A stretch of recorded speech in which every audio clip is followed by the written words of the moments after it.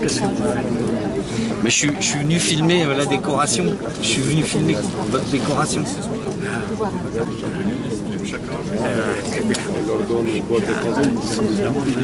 L'enregistrement que vous avez fait. Oui. Ma femme m'a dit il faudra que ce monsieur nous en donne un extrait. C'est prévu. C'est prévu. Pourquoi ça vous intéresse que ce soit... C'est pas moi, c'est mon épouse qui aime bien. Elle veut garder un souvenir de ça. Elle n'était pas au courant de tous les trucs de résistance et autres. Pas forcément. Alors, ce que j'ai raconté, il y en a une partie qu'elle ne savait pas. Que je lui ai raconté peut-être, qu'elle a oublié, tout un tas de détails que je n'ai pas raconté encore. Il y a encore beaucoup de choses à dire. Est-ce que vous voulez qu'à un moment on se pose après pour en parler ou plus tard? Pas aujourd'hui. Aujourd'hui on n'aura pas le temps, mais... Après ça, on va au restaurant. Pour fêter ça. Oui, tous les invités. Très bien. Ah. Bon bah à tout à l'heure. À tout à l'heure. Hein.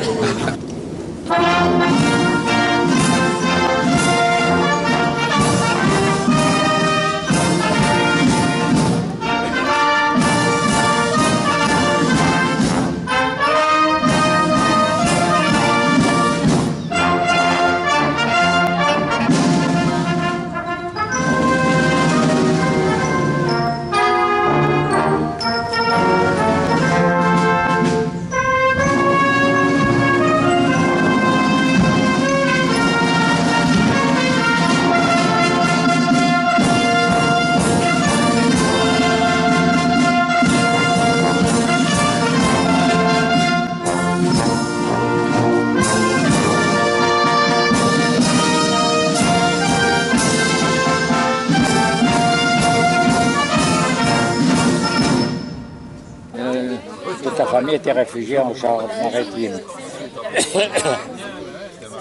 Ma mère et les enfants se sont rapatriés dans les Ardennes, pas moi. Pourquoi? Parce que les Boches m'ont cravaté par les préfectures de la Charente-Maritime. Une chance encore pour moi, chaque fois.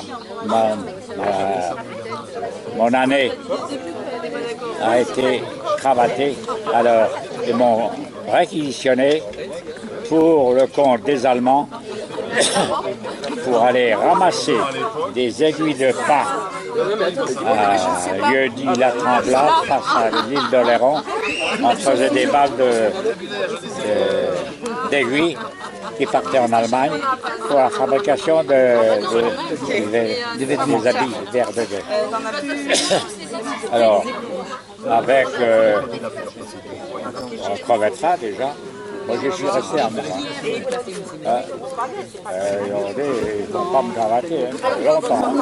Alors, on avait des gros sabots de bois. On marchait comme ça. Et alors, du camp pour aller au bord de l'océan, il y avait des kilomètres, il fallait y aller à pied. Et revenir le soir, après avoir travaillé. Alors, j'ai attrapé un Panari. Alors, j'ai combiné pour avoir au moins un jour de congé. J'en ai eu 2, qui m'a permis de rejoindre ma famille, enfin ma mère et mes petits frères, où ils étaient réfugiés. Et au bout des 2 jours, je suis allé voir un médecin. Et au bout de 2 jours, pour me satisfaire, eh bien, j'ai brûlé la gare. Et je suis foutu le camp dans la nature. Et alors, à ce moment-là, en arrivant devant la gare de Jonzac, dans en Charente-Maritime, je me trouve nez à nez avec le chef du centre où j'étais incorporé. J'ai fait celui qui me voyait là. Et je suis monté dans le camp, j'ai foutu le camp au hasard. Le gars est resté sur le quai, moi je me suis senti libéré. Et puis Ben, je suis allé comme ça, au petit bonheur, je ne savais pas où j'allais. Mais j'étais parti. J'étais plus dans le camp, j'étais sur le camp. Tout ça avec un panari. Et alors, je suis arrivé dans Lyon, dans le département de Lyon, qui était pas loin de la limite de séparation. La France libre. La jaune-rouge. Ouais, là. Et je descends du train, je prends le journal, et je vois une place dans une ferme. Je vais voir la ferme. Le fermier me dit, c'est pas vous qu'on attendait, c'est pas vous que j'attendais. On va le faire voir. Alors je suis reparti. Et puis j'ai appris qu'il y avait un monsieur qui cherchait quelqu'un pour l'aider. Je suis allé le voir. Il n'était pas là. Sa femme m'a reçu. Et puis elle me dit, oh non, mon mari ne m'a jamais parlé de ça.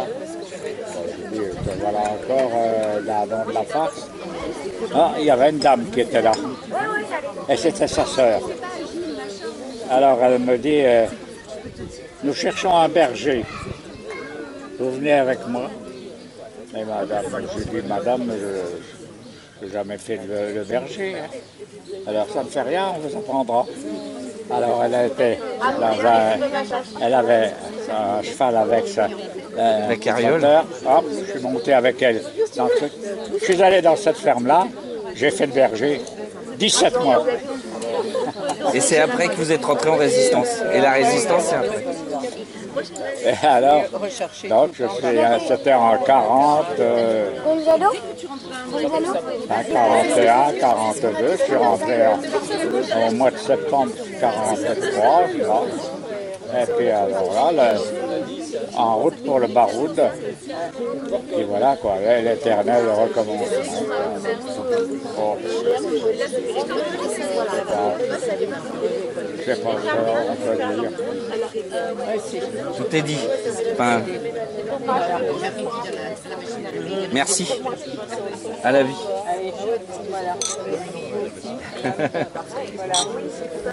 À la liberté. À la liberté. Oui. Je pense que tu as trouvé. Non, j'ai pas trouvé.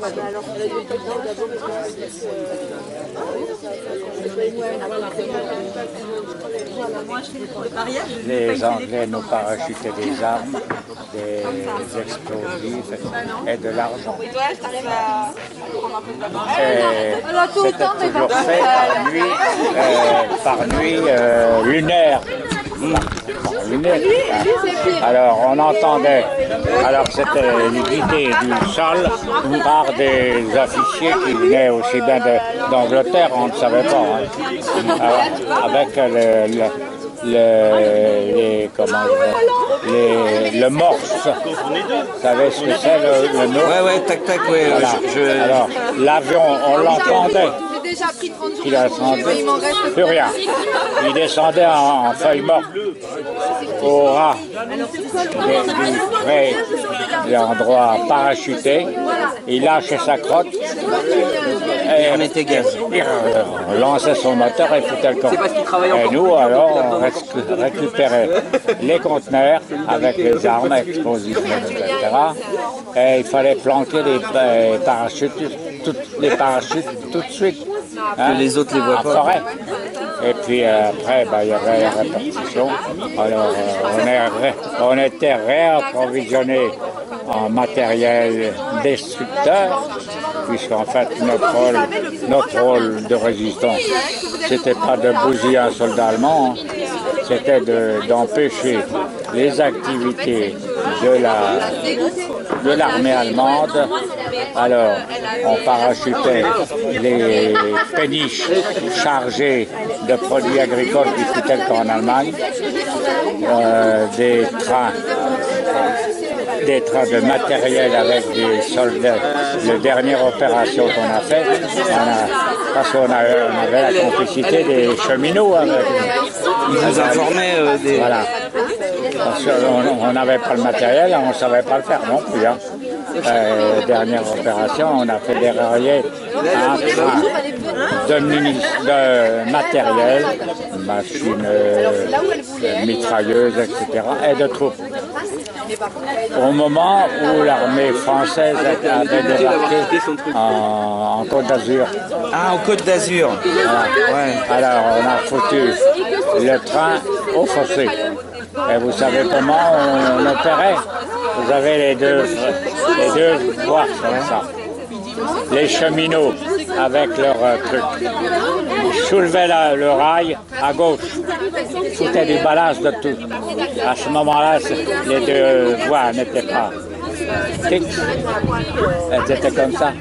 Les trains arrivaient, la locomotive de dos et puis ce qui suivait derrière. Ah oui. Alors là, arrêté le convoi, je ne sais combien de temps. Hein. Le malheur, c'est qu'on était au moins une quinzaine. Hein. Et après l'opération, on s'est séparés en deux groupes. Il y a un groupe qui est retourné au point d'attache, si vous voulez. Mon frère et moi et trois autres, on est allés dormir, c'était en pleine nuit, hein, plutôt sur le matin. On est allé dormir chez la grand-mère d'un, et ben, le lendemain matin, l'autre groupe a été arrêté par la Gestapo, dénoncé.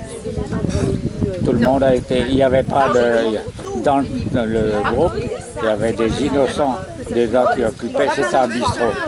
Il y a des gens qui occupaient le bistrot, mais qui n'étaient pas du tout résistants. Comme les autres, il faut passer à la casserole. Tout le monde a été fusillé. Et ainsi de suite.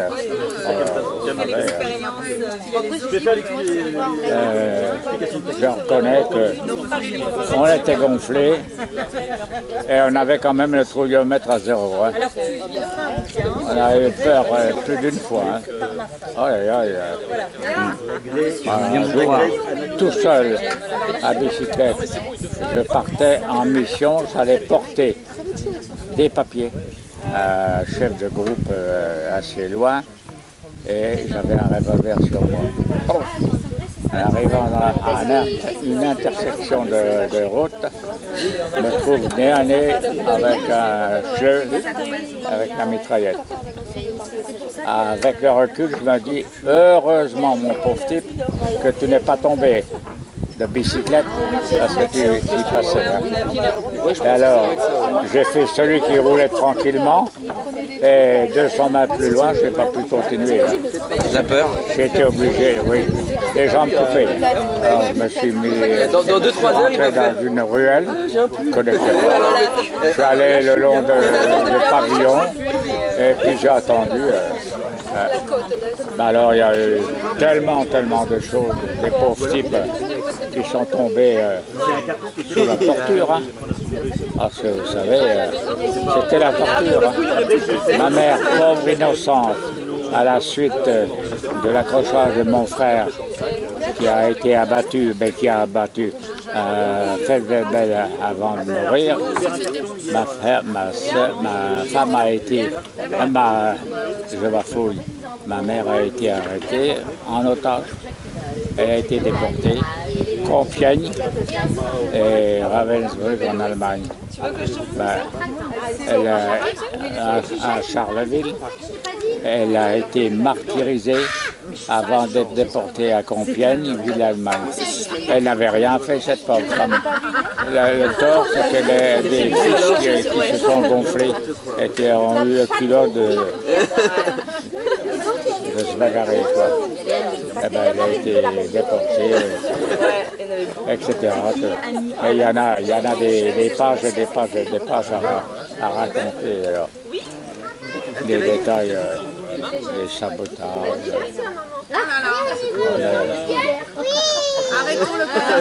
70 ans après, oui, bien sûr. Enfin, il y a des moments, on est dégoûté d'être français. Mais nous, on est content que vous ayez été français. C'est-à-dire que les Français que vous avez été, vous étiez FFI, c'est ça? Oui. Ouais. Si vous n'aviez pas été français, force française de l'intérieur, nous on serait plus français, on serait plus libre. C'est une réalité, ça, quand même. Vous savez, je pense à le lendemain du sabotage du chemin de fer. Là. Il y a le chef de groupe, qui n'était pas grand, hein, mais était gonflé. C'est un Alsacien, André Flug. La veille, il est parti à bicyclette du bistrot où le groupe était assemblé et pour une mission assez dangereuse. Il est parti déguisé en femme, à bicyclette en femme. Mais vraiment, on ne le reconnaissait pas. Hein. Et ben, le pauvre gars, il n'est pas allé jusqu'au bout. Il y a quelqu'un qui l'a dénoncé, il a été arrêté en cours de route. Et, on ne pouvait pas voir que c'était un homme sous le déguisement. Et il a été arrêté. Il a été martyrisé, disloqué, matraqué. Mais ils l'ont traîné au pseudo d'exécution, entraînant et il ne pouvait plus. Il a tout broyé de tous les côtés. Voilà, c'est pour vous dire, celui qui était pris a passé à la casserole et c'était pas de partie de plaisir. Ainsi de suite, comme ça. Tu vas rentrer, tu sais ce que tu...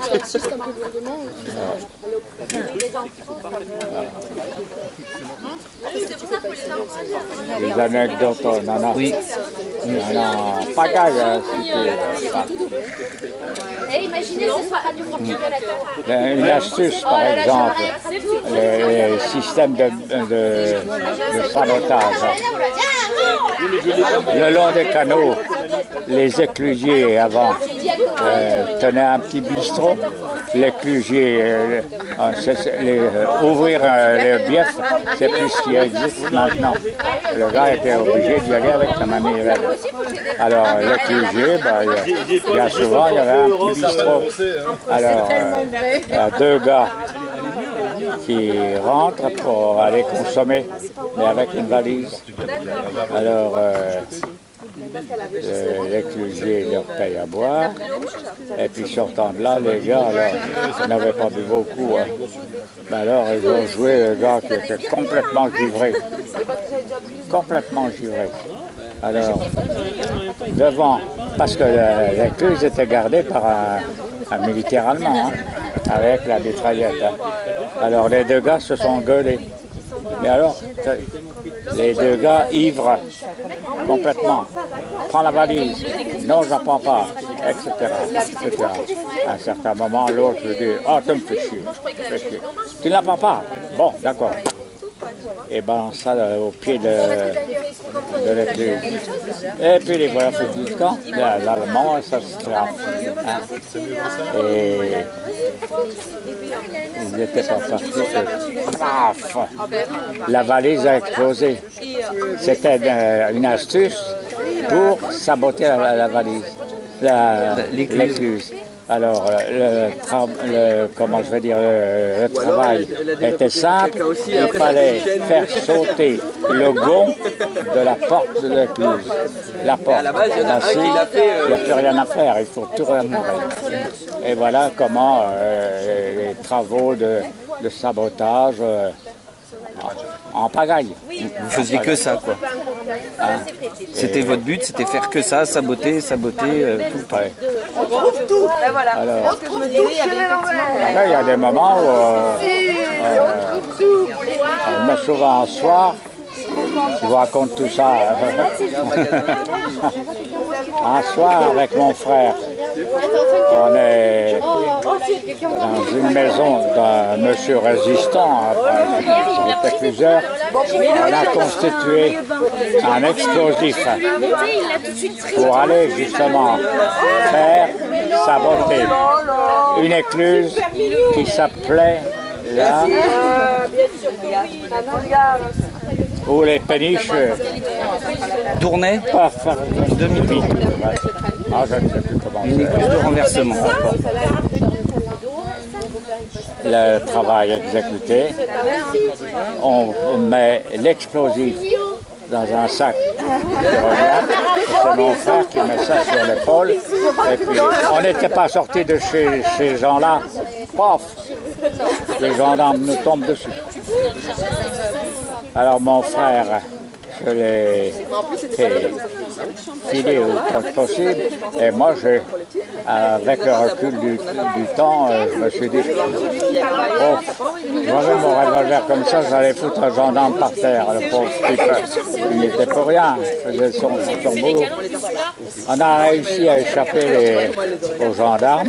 Et puis alors, on est allé se perdre dans la nature. On ne savait pas où on était.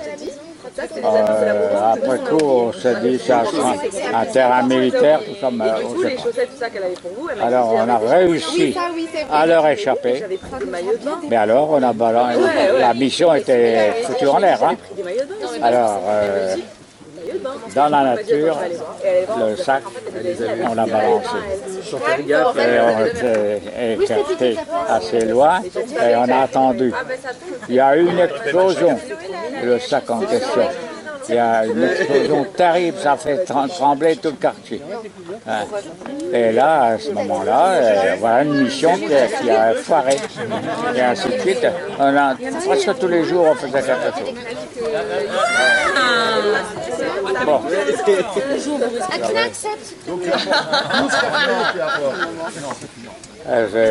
On a des copains parce qu'on habitait dans les Ardennes. On était un maquis libanais franco-belge. Et à un certain moment, ça sentait trop le roussi. Hein? Alors le groupe a été séparé en deux. Mon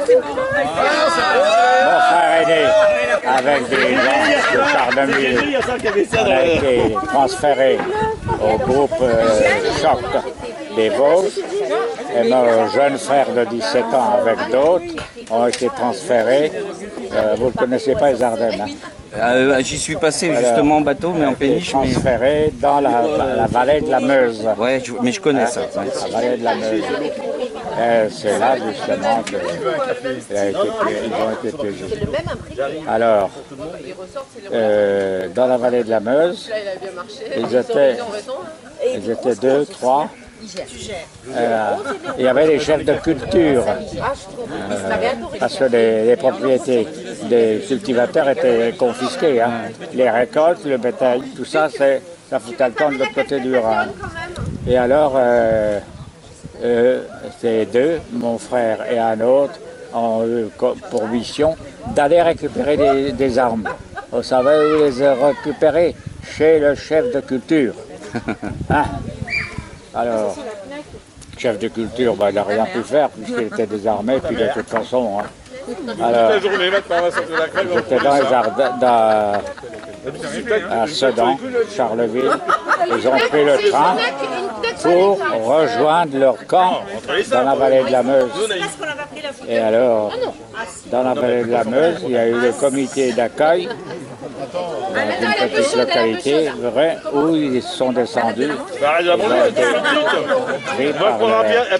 On va penser à bébé après. Alors mon frère a 17 ans et a pris un revolver et a foutu le Feldwebel en l'air. Et Feldwebel qui lui avait fait ficher la flashlight pendant X fois. Non, mais pas dans ce sens-là. Et alors il y en a un autre derrière qui a balancé une rafale de mitraillette à mon frère, il est resté quoi. Hein? Ainsi de suite. Et nous, mon frère aîné et des gars de Charleville, on est filés.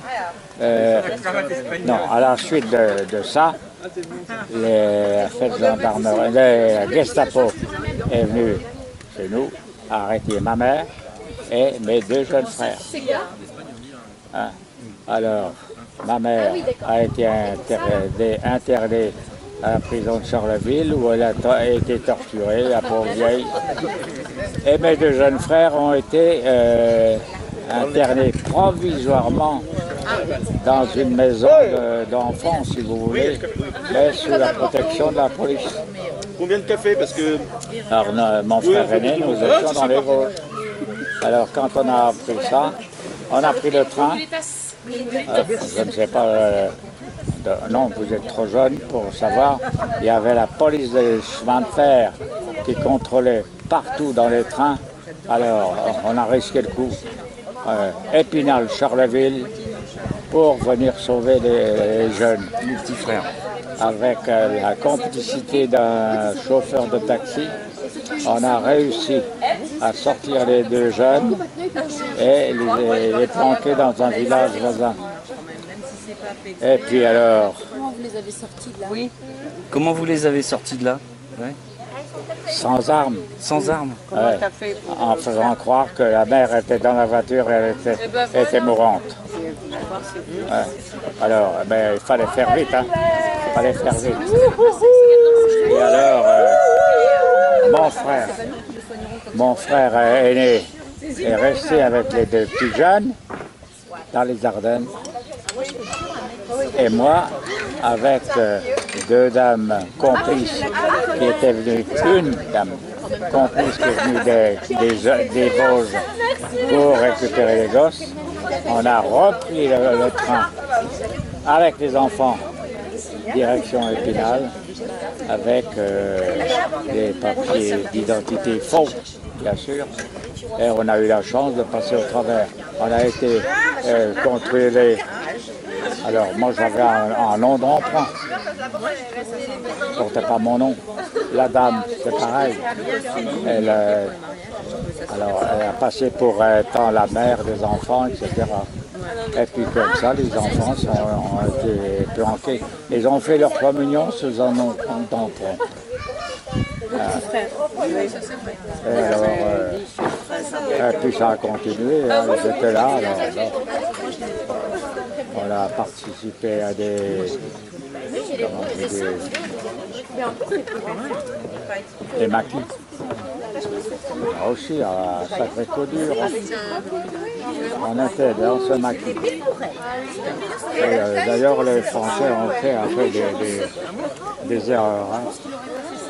On était dans ce maquis où il y avait au moins une centaine de personnes. Alors, avec mon frère, alors les troupes allemandes se repliaient. Vous savez, ça c'est après 44, après juin 44. Les salopards qui massacraient en cours de route. Alors, on est, comment je vais dire, on était encerclés avec mon frère et deux autres. On a dit, on file là. C'était la bonne sortie. La bonne sortie. On a échappé à la prise. Tout le restant du camp a été pris. À l'entrée de la forêt, il y a de grandes plaques où il y a au moins une soixantaine de noms. Et ça, c'était dans quel coin, ça? C'était dans les Ardennes, ça? Ah, ouais. Non, ça c'était dans les Vosges. Les Ardennes, ouais, ça c'était dans les Vosges. On était retourné là-bas. C'était dans les Vosges. Grand rue de Bas. Ah. Et vous voyez, les Allemands, les SS, c'était vraiment des sanguinaires. Il y avait un petit village à côté du camp. Le curé n'y était pour rien.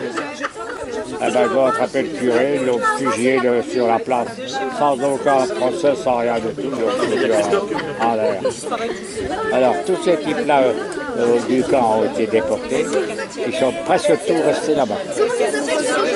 Et alors, nous, on a continué à faire un peu de. Mais alors, avec...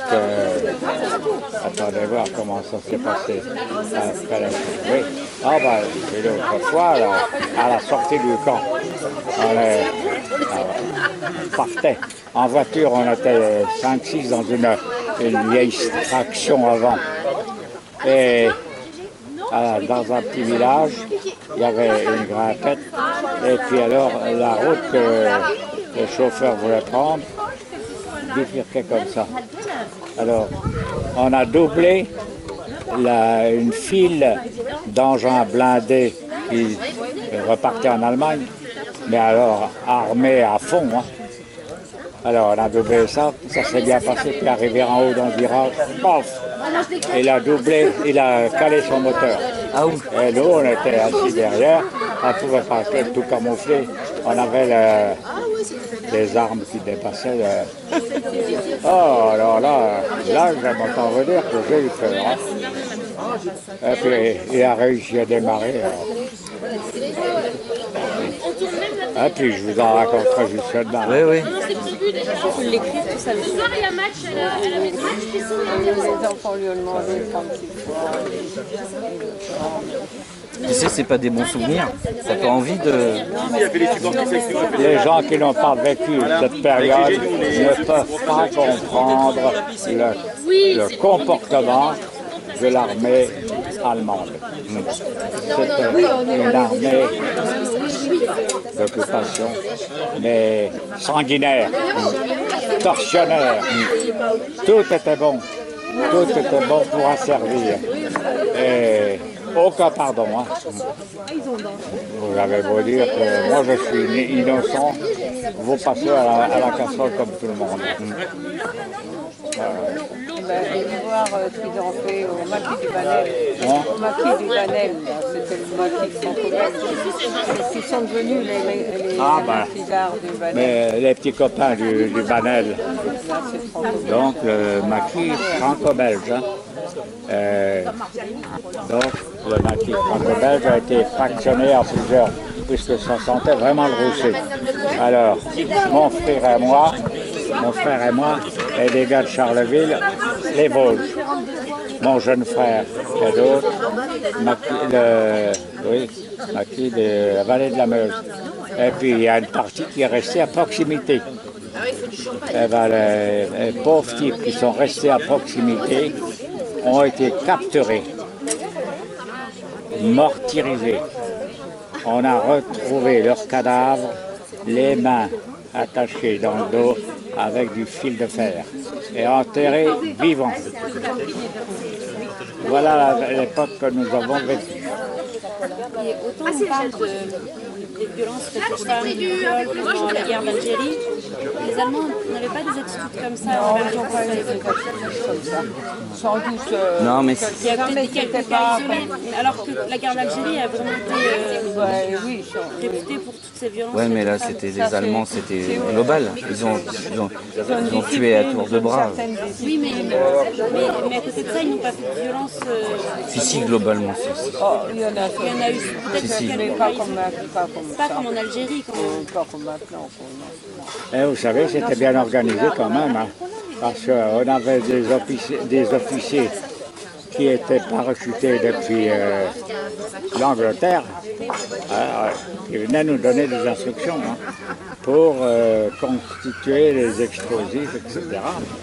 Et vous savez, pour faire dérailler une locomotive, c'est pas difficile à condition de le savoir. C'est ça. On avait des explosifs et on constituait un explosif que la locomotive faisait exploser. C'est-à-dire, l'explosif, c'était des cigares de cette longueur-là, de cette grosseur-là. On appelait ça du plastique, bien sûr. Du plastique. Et on constituait un explosif. C'est-à-dire qu'il fallait que la locomotive ne puisse pas aller plus loin, mais sans danger pour les mécaniciens. Alors, l'explosif était constitué. Il y avait un système qu'on enfilait dedans, et avec un grand fil. Et cet explosif, quand la locomotive passait devant, parce que l'explosif, on ne le mettait pas sur le rail, on le mettait sous le rail, la partie épaisse, parce que même un truc aussi puissant ne pouvait pas couper le rail. Mais par contre, il cassait la partie en dessous. Vous voyez le rail épais. Et en dessous, il y a le radier en bois. Pour fixer sur à travers. Alors c'est cette partie-là qu'on cassait avec l'explosif. Et alors à ce moment-là, la partie étant cassée, la grosse sous le poids de la locomotive s'effondrait. Et la locomotive ne pouvait pas aller plus loin. Mais c'était calculé de telle façon que au moment où ça explosait, ça a explosé à hauteur du tender, si vous voulez. Les deux gars qui conduisaient la machine étaient au-delà. Ils étaient à l'arrière. Pour ne pas les tuer, parce qu'eux aussi étaient complices, bien souvent. Et puis, il y a d'autres trucs, des astuces incroyables, mais qui réussissaient bien. Ah oui. On incendiait par exemple quelque chose. Avant d'aller dans les Vosges, on a incendié une ancienne usine désaffectée. Elle servait d'entrepôt à un chef de culture qui couvrait plusieurs communes. Et là, il y avait du matériel, des entrepôts de nourriture, des céréales, etc. Hein, céréales, patates, etc. Et tout ça, ça foutait pas un camion complet en Allemagne. Alors on a foutu un soir, à une nuit, on a foutu le feu à toute l'usine. Alors, mettre le feu, comment faire? On va pas prendre une allumette. Hein? On avait du matériel incendiaire, des plaquettes. Tout dépendait de la durée du temps qu'on veut utiliser. Des plaquettes avec au milieu comme un niveau, vous savez, pour prendre alors, un tube métallique. D'accord. Traversé par un petit fil métallique. Un tube de verre plein d'acide et traversé par un petit fil métallique. Et alors il suffisait, avec une pièce de monnaie, de casser la petite ampoule, ça libérait le liquide, et au bout d'un certain temps, le fil en question libérait la puissance de feu des plaquettes. Alors c'est comme ça qu'on a brûlé des tonnes et des tonnes de céréales. C'est du fluorescent. Et alors là c'est pareil, il y avait deux soldats allemands qui gardaient le truc et il y avait des chiens à côté. Alors on y est allé sur la pointe des pieds, on leur a fichu des plaquettes d'une durée de 72 heures. C'est-à-dire que ça incendiait au bout de 72 heures. Alors, ça a fonctionné à la perfection au bout de 72 heures. Et le lendemain, ou le surlendemain, on est passé pour regarder le résultat des dégâts. Il y avait un tas de cendres. Et puis voilà, tout un tas de trucs comme ça. Mais vous vous souvenez bien des détails et tout ça? Ça fait quand même 70 ans. Vous vous souvenez bien des détails? Ah, je me souviens. Ça, c'est enregistré. C'est enregistré. J'ai un tas de détails. Mon ordinateur, d'ailleurs, je pense trop souvent.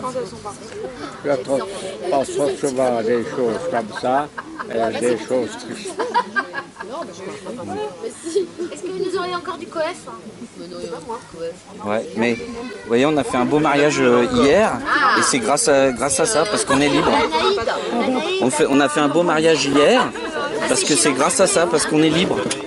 Et si on est libre, c'est parce que vous avez fait tout ça. Ouais. Bah, bien sûr.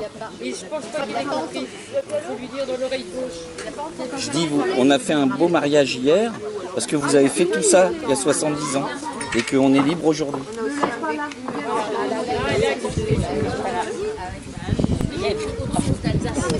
Merci. Je vous amène du champagne frais. Je vous ramène du champagne. Les Alsaciens, ils gardent. Ah ouais.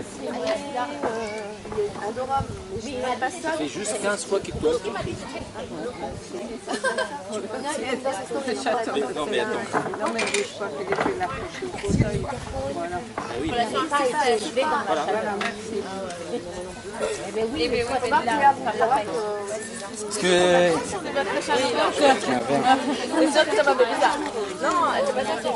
Ça va ça. Attendez, on va vous mettre du frais. Bah, il est bien. Non, non, il est chaud. On a trop parlé. Au diable l'avarice. Voilà. La fraîcheur. Merci. Vous en voulez? Ça va être pour moi. Vous en voulez un petit peu quand même? Excusez-moi, je vous ai pas... Quand on fait ça, c'est foutu. Plus jamais. Moi, maintenant j'ai les cheveux blancs. Mais j'avais les cheveux aussi noirs que mes filles. Et un jour, on a dit on a la Gestapo sur les talons, etc. dans les brousses. On va. Il y a une coiffeuse qui faisait partie du réseau. On va teindre, décolorer. Alors, moi j'ai un peu le teint basané et j'avais les cheveux très noirs. Elle m'a teint en blond. En blond. Mais ce qui ne réussit pas, c'est que les sourcils, ça ne part pas là. Ça reste noir. Et alors, bon, je m'en vais, c'est pareil, j'ai remporté des munitions, je ne sais plus ce que j'ai fait. Et je suis arrivé dans un bistrot. Un gars pour lui remettre.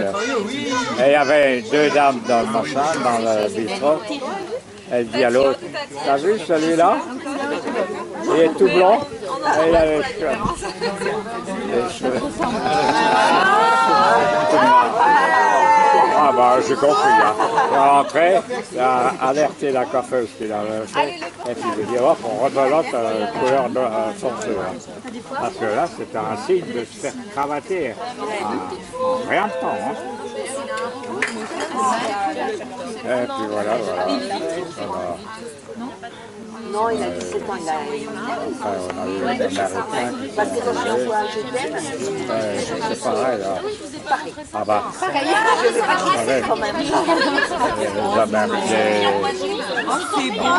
les Américains ils bombardaient dans les Vosges, bombardaient n'importe comment. Hein. Et à la Bresse. Moi j'étais dans l'armée à ce moment-là, j'avais été maintenu dans l'armée. C'est-à-dire de FFI, vous étiez passé force régulière. À la Bresse, les Américains bombardaient les montagnes autour et les Allemands se sont repliés. Mais avant de se replier, ils ont mis des bombes à retardement partout dans le village. Ils ont fait sauter tout, y compris l'église, une partie de l'église. Alors après la libération du village, on est allé présenter les armes à tous ces pauvres gens parce qu'ils ont zigouillé 45 personnes à la Bresse. Ils les ont fusillés pour rien. Oradour sur glace, à Tulle, ils ont pendu je ne sais combien de personnes. Le maquis dont je vous parle là, les troupes allemandes ont encerclé le camp. Eh bien, mon frère et moi et un autre, on a trouvé le moyen de faire prisonnier un commandant allemand. C'est vrai? Oui. Pour la bonne raison, c'est que à ce moment-là, on avait dans la région des troupes canadiennes parachutées. Ils étaient parachutés avec leur jeep et armés avec des mitrailleuses en demi-lune. Et là, ça faisait des dégâts. Alors, les Canadiens ont foutu une voiture de l'état-major allemand en l'air. Et alors, comme on était là tout près, on a fait le commandant. Le commandant est passé au travers. On l'a fait prisonnier et on a récupéré le chauffeur qui était un Polonais. Le pauvre type, il a eu une rafale dans le ventre et il est mort presque sur place. Les autres ont été criblés à marmelade. Hein. Voilà.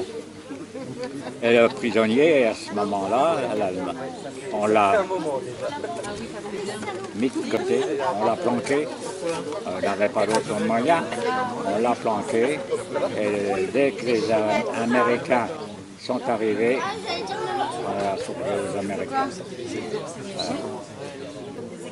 Il a eu une chance, celui-là, hein, parce qu'il pouvait passer à la casserole. Hein?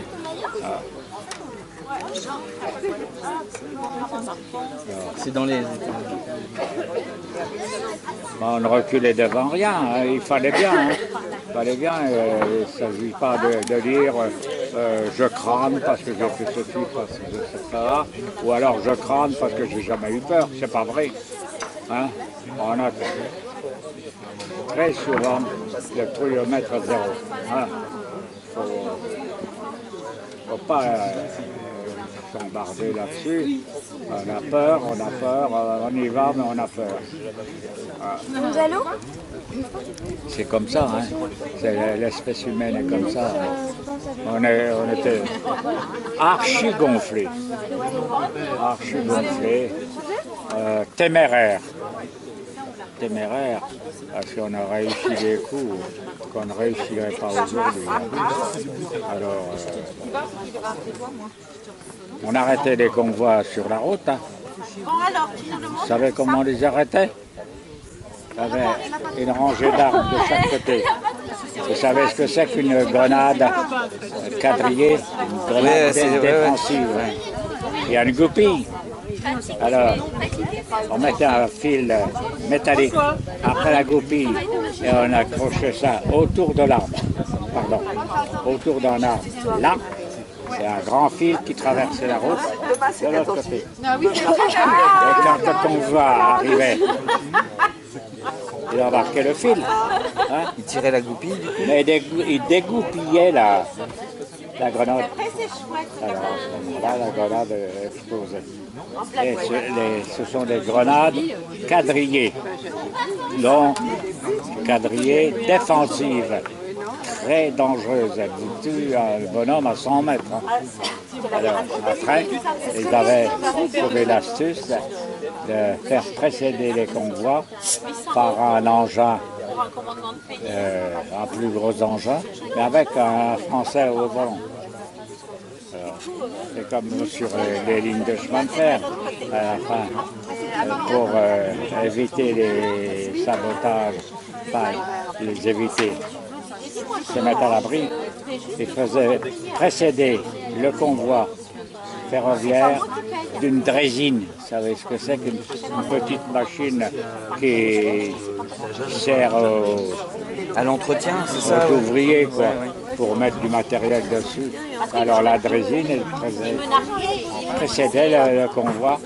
S'il y a quelque chose, c'est la drésine qui prend d'abord. Après, il avait trouvé tout le truc.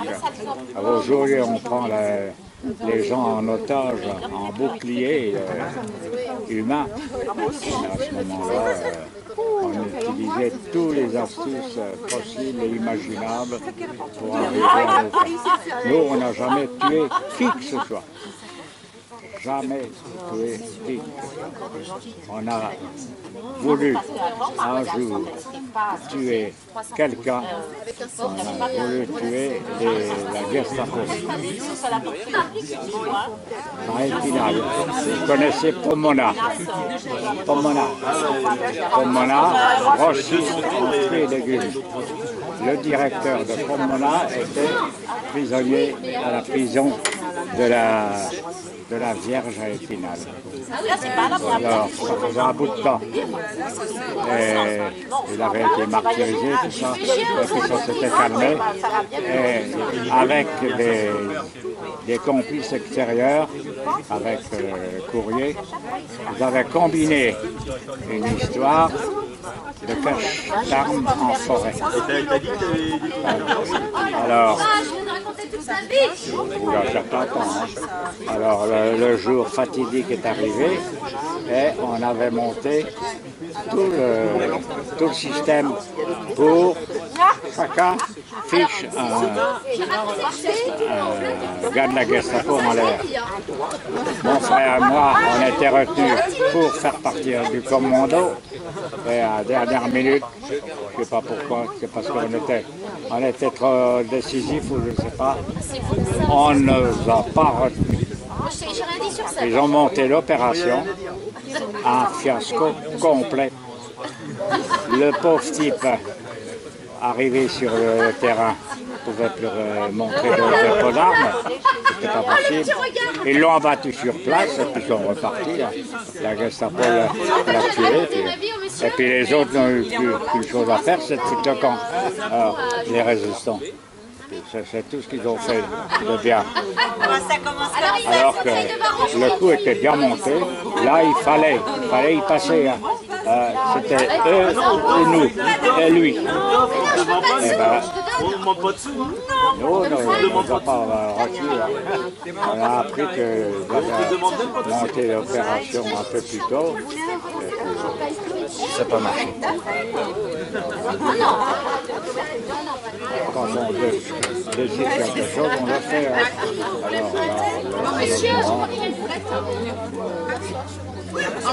On n'avait pas que des gens, comment je veux dire, décidés. On avait aussi des gens timides qui faisaient partie du groupe. Mais en fait, en plus, le gros du travail, distribuer des taxes, ça va. Mais faire autre chose de plus dangereux, c'est plus dangereux. C'est pas mal.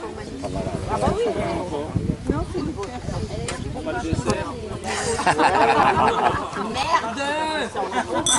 Les gâteaux sont coupés, ils vont Philippe, ils vont se mal.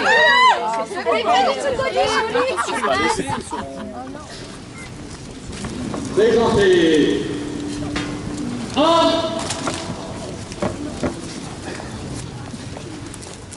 ouvre le banc.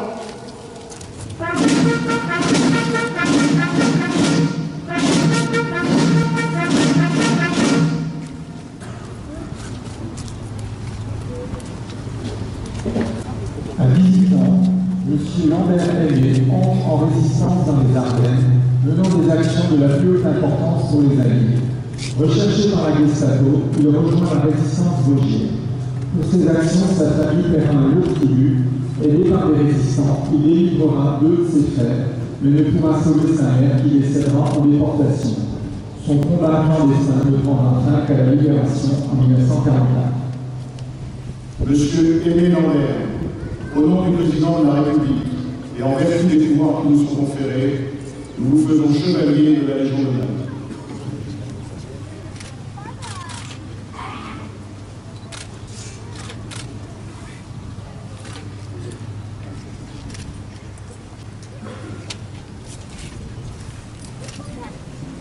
Fermez le banc.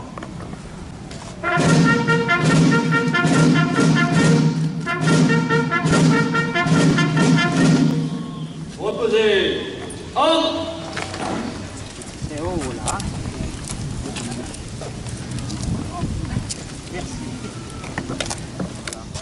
Donc, tu vois, il a son engin là, pour enregistrer là. Il a sur un côté. Moi j'aurais mis des bonbons dedans. J'ai jamais eu l'habitude depuis si longtemps, j'ai jamais eu l'habitude de me confier. C'est Ma femme, c'est l'association de réinsertion Dieu. souvent. On est dans une famille où on n'aime pas se mettre en avant. On n'aime pas se vanter. On a fait ça parce qu'on devait le faire. C'est tout. On aurait pu ne pas le faire. Tout le monde. Hein? Pendant la guerre, il y en a qui se sont enrichis en faisant du marché noir. Hein? On en connaît hein, qui ont pignon sur rue grâce au marché noir. Même pendant la résistance, il y en a qui se sont enrichis en faisant partie de la résistance. Les Anglais français, parachutaient des armes, des munitions, etc. Et parachutaient aussi de l'argent. Et il y en a des responsables qui se sont empressés de mettre une grosse part de parachutage de côté pour leurs besoins personnels. Ils veulent une augmentation tous les mois. Moi je connais un cas particulier qui ne le cite pas. Un simple agent d'assurance avant-guerre grossit sans confiserie après guerre. Alors, ça ne vient pas tout seul.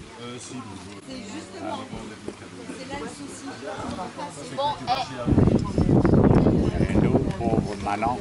Oui, Pour les gâteaux, ça vous tente encore parce que je remets au fond. Qu'on s'en occupe. Hein.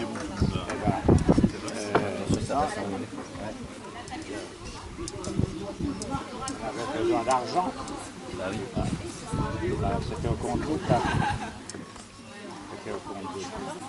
Nous, on ne travaillait pas, on n'avait pas d'argent. Il fallait bien. Surtout les deux jeunes, on était toujours, comme on était toujours par Mont et par Vaux. Oui, c'était encore Chinese. On mangeait toujours à gauche, à droite. Et alors après, les gens, les jeunes, il fallait quand même subvenir à leurs besoins. Eh bien, ils n'étaient pas généreux. Elle m'a fait la surprise il y a 15 jours. Vous savez, les Allemands en ont fait. Hein. Je pense, c'est pas de la résistance. La contre-attaque de la bataille des Ardennes, avec les chars. Voilà. L'armée de von Rundstedt est arrivée en Belgique, dans le secteur de Bastogne. Ils ont fait des carnages, ils ont massacré la population, et ils ont montré aux informations, ils ont, comment je vais dire, un lieutenant SS. Il a martyrisé presque tout un village. Et alors, en conclusion, il nous montre l'image de ce jeune lieutenant au peloton d'exécution et exécuté par les Américains. Ben, tout ça, il est bon de le savoir, mais on ne pouvait pas savoir que sous la neige, ils étaient capables de martyriser des villages alors que les gens se sauvaient pour sauver leur peau. Alors, ben, voilà un exemple du comportement de l'armée allemande. Ah ouais, Bastogne, ça a été terrible. La contre-attaque, là, ça a été terrible. Vous savez ça, comment je veux dire, les dictatures, c'est partout. Hein. Vous avez la Russie avec Staline. Vous avez Ho Chi Minh en Indochine avec les Khmers rouges. Tout ça, ce sont des assassins formés pour massacrer la population en Russie. Staline en a fait. Hein.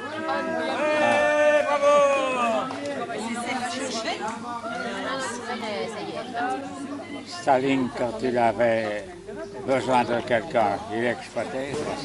Et puis après, il trouvait toujours un procès imaginaire pour fusiller le gars. À un moment, je m'en souviens, il avait un ministre de l'Intérieur qui s'appelait... C'est pas Reagan, ah non, là. Ce gars-là, sous les ordres de Staline, il a arrêté un tas de gens qu'il a fait fusiller. Il y en a d'autres qu'il a envoyés au Goulag, en Sibérie, tout ça. Et alors, après avoir rendu tous les services à son dictateur, ben, le dictateur a décidé de le faire fusiller. Et ça n'a pas traîné 24 heures, parce qu'il avait trahi le régime, alors qu'il n'avait pas trahi du tout.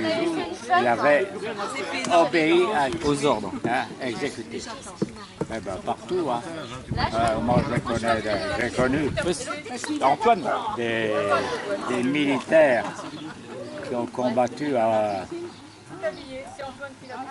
Dien Phan Phu. J'arrive pas à le dire. Vous voyez ce que c'est?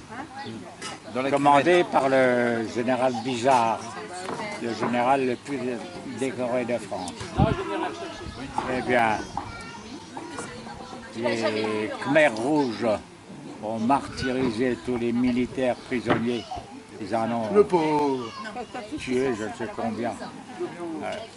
Eh ben, c'est la dictature Ho Chi Minh, encouragée et aidée par la Chine, et ainsi de suite. Hein. On ne peut pas nous dire qu'il n'y a qu'une dictature, il y en a partout. C'est ça, il y en a partout.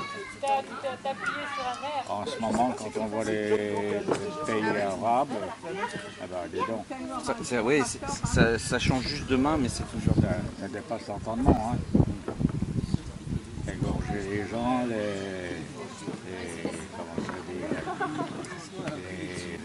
brûler vifs, etc. Il y a nos affaires partout. C'est toi qui as le même maillot là? C'est le même, non? J'espère que nos jeunes ne vivront pas ça. Hein. Oui. Mais il faut dire qu'ils n'ont rien vécu, hein, et qu'ils ne s'imaginent pas hein, que ça pourrait arriver. Ils n'ont aucune idée. Bon, je vois un fils, tout ça. Non. C'est bien qu'on ne parle pas de tout ça. On en a assez entendu. Enfin, de temps en temps, les pieds sur terre, ça fait pas de mal. Je prends mon portable aussi. Vous savez, toutes les personnes de nos âges, hein, tous les deux, on a vécu tout ça. Hein. Eh ben, c'est pas réjouissant. Hein. À Gaulier avec Dr François, tout ça. Hein.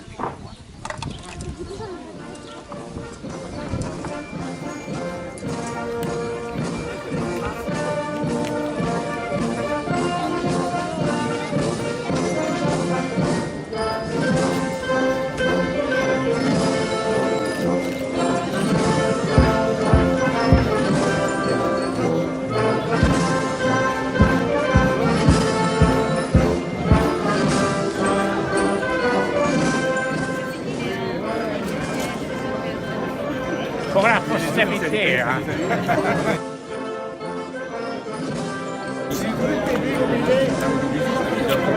Voilà. Ça va? J'ai mal aux jambes. Hein. Ah oui, c'est vrai. Félicitations, la star. Ah oui, c'est bien. Moi, j'ai pas vu que j'ai hein. Ah bah non. J'étais assis derrière une colonne. Et ça fait T'as le colonel Lambert qui t'a... Le colonel Lambert, mais j'aurais bien vu.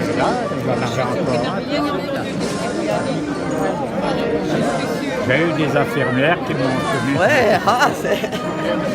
Des infirmières en service. Vous étiez mieux. Enfin, tous les gens qui sont là ne connaissent pas cette période, n'ont pas connu cette période. Vous n'étiez pas né. Ben non.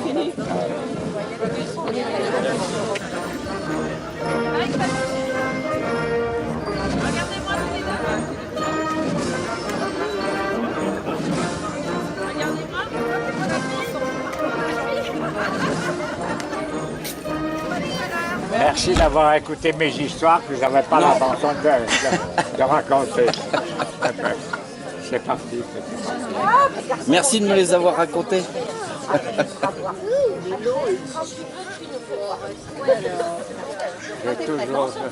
J'ai toujours tout gardé pour moi, je n'ai jamais rien dit, même à mes enfants, un tas de choses qu'ils ne connaissent pas.